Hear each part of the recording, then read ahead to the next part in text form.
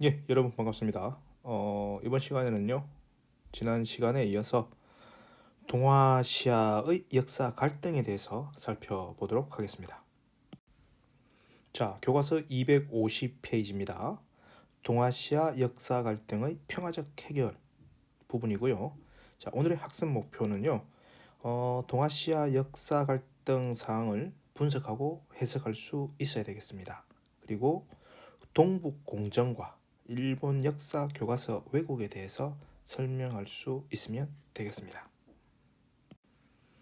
자, 먼저 동아시아의 역사 갈등 구체적인 사례로 첫 번째 우리 독도와 관련된 이야기로 진행하고자 합니다. 자, 독도는 역사적, 지리적, 그리고 국제법적으로도 명백한 우리의 영토입니다. 우리의 영토. 울릉도의 부속 섬이죠. 신라 때부터 영유하고 있었고요. 17세기에 안용복이라는 분이 일본에 건너가 독도가 조선의 영토임을 이미 확인을 했었습니다. 1877년에는요. 일본 최고 행정기관인 태정관이 독도가 일본의 영토가 아님을 또 인정했습니다. 1900년에는요. 대한제국이 칙령 제41호를 통해서 독도가 대한제국의 영토임을 명확히 했습니다. 뿐만 아니라 1945년 광복 이후에는 한국이 독도에 대한 영토 주권을 확고하게 행사했었습니다.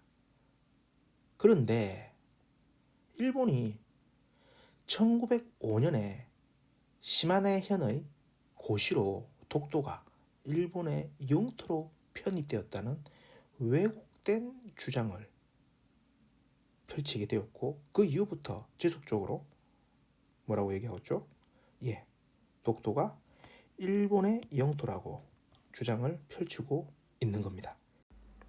자, 두 번째로 살펴볼 동아시아의 역사 갈등 사례는요, 동북공정입니다. 중국과 관련이 되어 있는데요. 일단 중국은 현재 중국의 국경 안에서 이루어진 모든 역사는 중국의 역사라고 얘기를 합니다. 그래서 우리나라 역사에 존재하고 있는 고조선, 부여, 고구려, 발해 이걸 갖다가 중국의 지방사로 편입을 시키려고 1980년대 초반부터 중국 사회과학연구소에서 연구를 진행을 했습니다. 그리고 나서 2004년에 그 연구 내용을 공개하면서 이제 중국과 한국의 외교 문제로 비화가 되었습니다. 이렇게 중국이 동북공정을 진행하는 이유는요, 소수민족의 분리 시도하는 것을 막겠다라는 겁니다. 독립을 막겠다라는 겁니다. 그래서 중국 동북 국경 지역의 어떤 안정을 깨하기 위해서 동북공정을 진행을 하고 있는 겁니다. 자, 세 번째 사례는요, 일본의 역사 교과서 오타입니다. 교과서 왜곡입니다.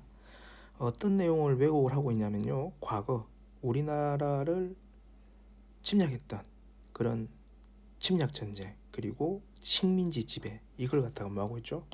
정당화하고 있는 겁니다. 그래서 우리나라뿐만 아니고요, 뭐 중국이나 일본의 어떤 시민단체와 학회로부터 비판을 받고 있는데, 그럼에도 불구하고 일단 일본 정부는 아직까지 거기에 대해서 반성하지 않는 그런 모습을 보이고 있어서 상당히 좀 안타깝습니다. 그 외에도 보게 되면은 뭐 일본군 위안부 문제, 참 가슴 아픈 일이죠. 그 위안부라는 존재가 현재 있기 때문에 그들이 부정할 수는 없습니다. 그러니까 부정할 수가 없으니까 그 모집을 갖다가 자기네들이 안 했다고 얘기하는 겁니다.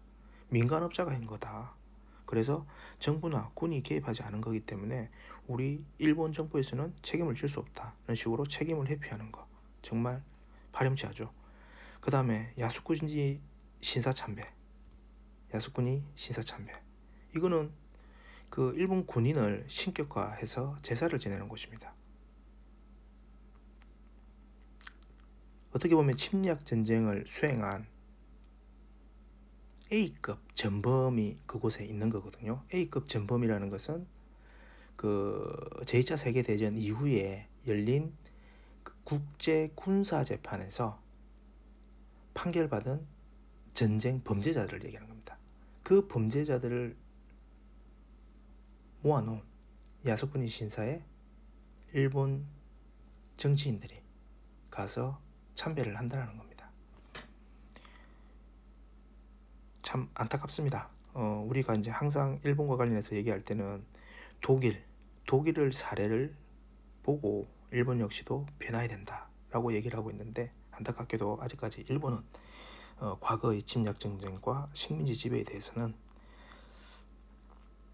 반성하기보다는 정당화시키려는데 주력하고 있다.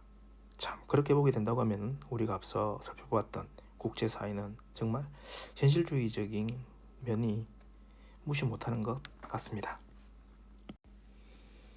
자, 동아시아와 관련된 역사 갈등 세 가지를 살펴봤는데요. 이런 부분들 어떻게든 해결을 해 나가야 되고 우리가 평화적인 길로 들어서야 될 겁니다. 그러기 위해서 우리가 어떤 노력을 해야 되느냐?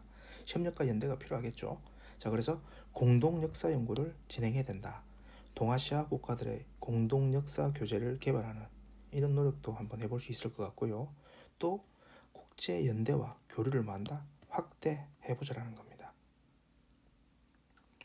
여성국제 전범 법정을 만들어서 한번 시뮬레이션을 돌려보거나 아니면 동아시아 청소년 역사 체험 캠프를 통해 가지고 그들의 입장을 서로 이야기하고 들으면서 건설적인 비전을 생각해보는 그런 시간을 가져보자라는 겁니다. 자, 이번 시간에 우리가 동아시아 역사 갈등 사례들을 살펴보고 해결할 수 있는 방안들을 짧게나마 살펴봤습니다. 참 국제사회의 어떤 복잡함을 고려해 본다고 하면은 쉽지 않은 문제인 것은 사실입니다. 하지만 슬기롭게 해결하기 위해서 노력을 해야 될 거고, 우리 학생들 역시도 이런 문제에 대해서 관심을 가질 필요가 있겠습니다. 그래서 아무쪼록 동아시아 국가 간의 어떤 신뢰와 협력이 마련되어 가지고 동아시아의 평화뿐만 아니라 국제사회의 평화를 실현하는데 여러분들이 기여했으면 하는 생각을 가지면서 이번 시간 마무리하도록 하겠습니다. 대단히 수고 많으셨습니다.